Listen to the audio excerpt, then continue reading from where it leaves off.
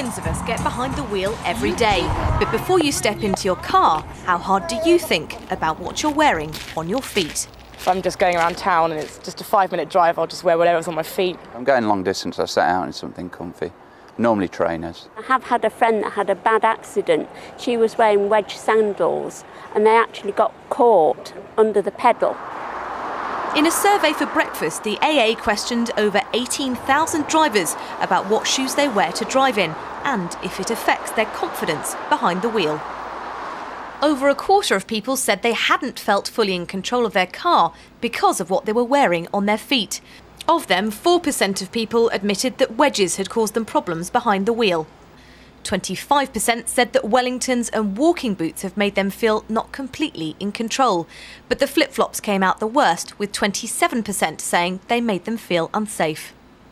It's a worrying set of findings. The key messages to people, I think, are that having the wrong shoes on, having shoes that don't let you control the car, could lead to an accident. It could lead to your conviction, possibly even prison in the worst cases. So let's have a look in your shoe cupboard then. Oh dear.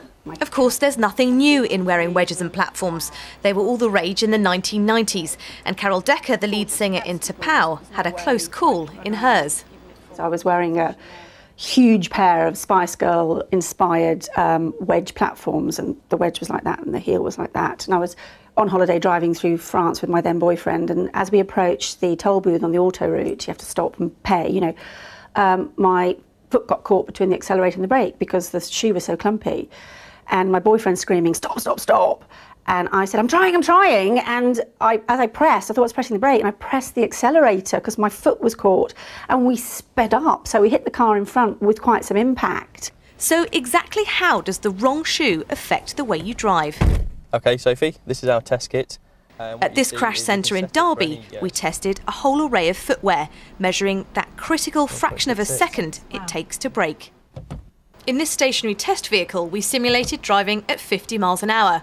Trainers came out best. It took just under half a second to hit the brake. Stilettos were a bit slower, taking 0.52 of a second. Flip-flops fared significantly worse at 0.60. Wellington boots were a slow 0.66 seconds. But wedges came out bottom at 0.69 seconds. The only thing in the highway code on shoes is not to wear anything that prevents you using the controls. So whilst it's not necessarily illegal to drive in the wrong footwear, the advice is that taking a spare pair could prevent an accident.